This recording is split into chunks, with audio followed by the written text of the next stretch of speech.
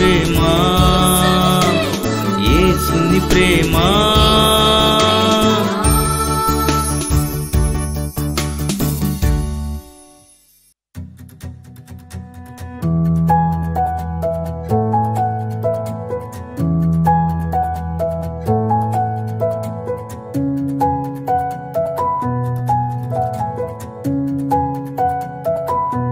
స్తుతి నైవేద్యం.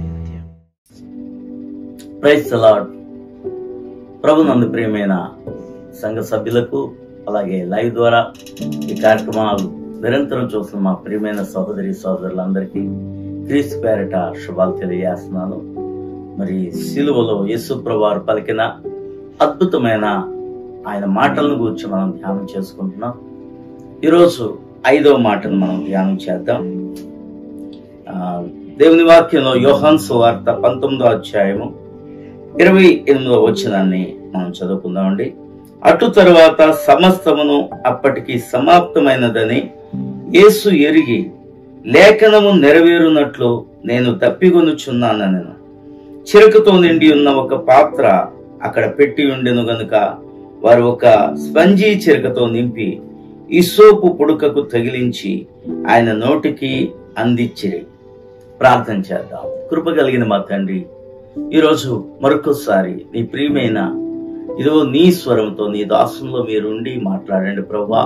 ఈ వాక్యం ద్వారా ఏం మాట్లాడినై ఉన్నావో ఆ మాటలు మా అందరికీ ఆశీర్వాదకరంగా ఉండటానికి నీ కృప దయచేయమని యేసు నామమున ప్రార్థన చేయుచున్నాను తండ్రి. యేసు ప్రభువారు పలికిన 5వ మాట, నేను దప్పికొనుచున్నానెను. దేవుడు అందరి దాహమును తీర్చే దేవుడు. ఏంటి దాహము తీరాలంటే యేసు ప్రభువారు ఇచ్చే జీవజలాలు త్రాగాలని యోహాను సువార్తలోనే 4వ అధ్యాయంలో మనకి సమరయ స్త్రీతో మాట్లాడినప్పుడు యేసు ప్రభువారు ఆ మాటలు చెప్తారు. నీవిచ్చు నీళ్లు త్రాగితే మరలా దాహం వేస్తుంది, కానీ నేనిచ్చే నీళ్లు త్రాగితే నువ్వు దప్పికొనవు అంటారు.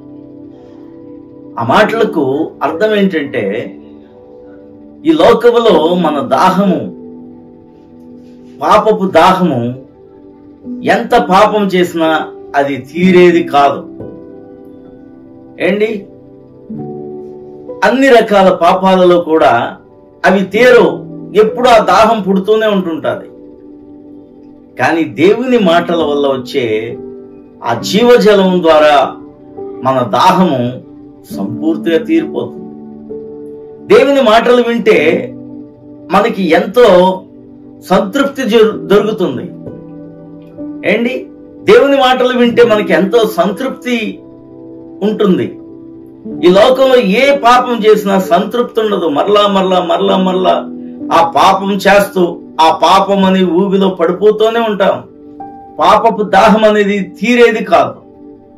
అందుకనే ఏ పాపానికి అలవాటు పడుతున్నారో ఆ పాపము ఊబిలా మనిషిని లాగేస్తూ ఉంటుంటది. అందులోంచి బయటికి రాలేరు. ఆ పాపపు దాహం తీరేది కాదు కాబట్టి. కానీ దేవుని దగ్గరికి వచ్చినప్పుడు ఈ పాపపు దాహం అంతా పోయి ఏంటి, దేవుని పట్ల మనకి ఆశగొని ఉంటాం. దేవుడు చెప్పే మాటలు మనకి ఎంతో తృప్తిని కలగజేస్తాయి. ప్రియమైన వారలారా, అటువంటి పాపులందరికీ దాహం తీర్చి పరిశుద్ధులుగా మార్చిన దేవునికి దాహము అనగా ఈ లోకము ఆయనకేమిచ్చింది అంటే ఏంటి, ఈ లోకం ఆయనకి ఒక స్పంజీని చేదు చిరకలో ముంచి ఆయన దాహం తీర్చడానికి ఒక బళ్ళంతో ఒక కర్రతో లేకపోతే ఆ నోటి దగ్గర పెట్టారట. చూడండి, ఎంతో మందిని కరుణించిన దేవుడు, ఎంతో మందిని జాలితో దయతో ప్రేమించి హక్కున చేర్చుకొని ఎన్నో వ్యాధులను బాగు చేసిన దేవునికి కుష్టి వ్యాధి కలిగిన వాళ్లను సైతము ముట్టుకొని, ఆనాడు కుష్టి వ్యాధికి ఏ మందు లేదండి. ఈ రోజు కూడా కుష్టి వ్యాధికి అయితే మందు లేదేమో, కానీ ఆనాడు కుష్టి వ్యాధి వస్తే వాళ్ళ జీవితం ఇంకా ఎంత దుర్లభంగా ఉండేదో. వారిని ఊరి అవతల పెట్టి వారిని వెలివేసినట్లుగా చూసి మరి ఉండే ఈ ప్రజలకు దేవుడు ఎంత ప్రేమమేడంటే వాళ్ళ దగ్గరకు కూడా వెళ్ళి వాళ్ళని ముట్టుకుని మరి బాగు చేసేవాడు.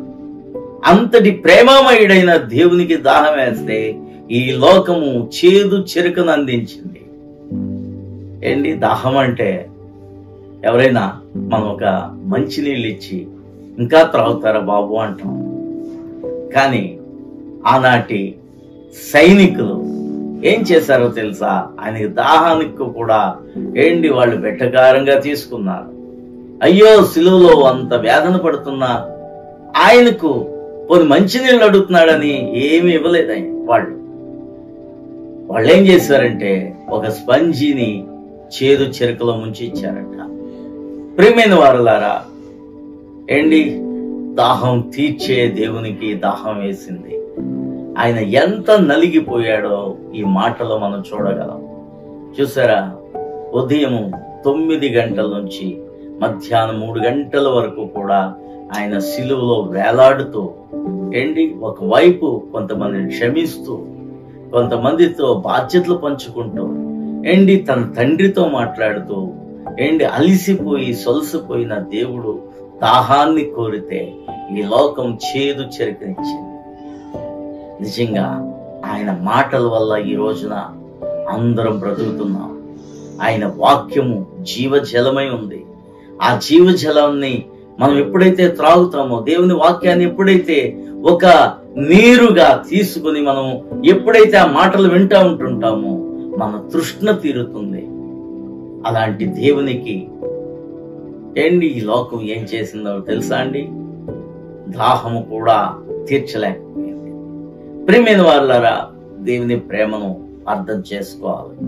నిజంగా దేవుడు మనల్ని ఎంతగా ప్రేమించాడో, మన కోసం ఎంత నలిగాడో, ఆయన మహాదేవుడై ఉండి దేవుని సింహాసనం అంతటిని కూడా, ఆయన మహిమంతటిని కూడా విడిచిపెట్టి దీనుడై రిక్తుడై మన అందరి కోసం శిలువ మ్రాని మీద బలియాగమయ్యాడు.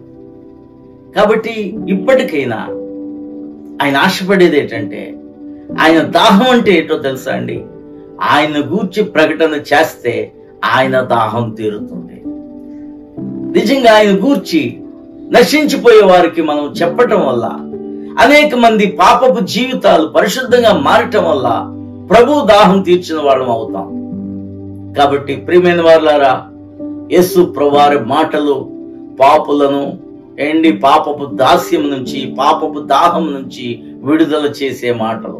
ఆ మాటలు గాని మన నోట ప్రవచించినప్పుడు, మాట్లాడినప్పుడు, ప్రకటించినప్పుడు దేవుని యొక్క దాహం తీరుతుంది.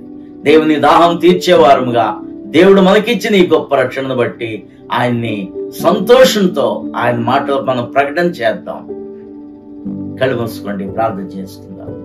కృప కలిగిన మా తండ్రి, నీ కృపలో మమ్మల్ని జ్ఞాపకం చేసుకొని, ఇదిగో తండ్రి, ఈ 5వ మాటలో ఉన్న సారాంశాన్ని గ్రహించి మేమందరము కూడా ప్రభా నీ శిలువ వార్తను ప్రకటించే వారముగా, అనేక మందిని నీ చెంతకు చేర్చే వారముగా మేము ఉండటానికి, నీ దాహం తీర్చే బిడ్డలముగా మేము ఉండటానికి నీ కృప దయచేయమని యేసు నామమున ప్రార్థన చేయించున్నాం తండ్రి, ఆమేన్. ఈరోజు పుట్టినరోజు జరుపుకుంటున్న సారా అలాగే పద్మావతి గారిని దేవుడు దీవించి ఆశీర్వదించి మంచి ఆరోగ్యాలు ఇచ్చి మరొక సంవత్సరం దయాకిరీటంగా దేవుడు ధరింపజేసినందుకు వారిని ఇంకనూ మెండైన ఆశీర్వాదాలతో నింపును గాక. God bless you. Happy birthday to you Sara. Happy birthday to you Padmavathi garu. God bless you.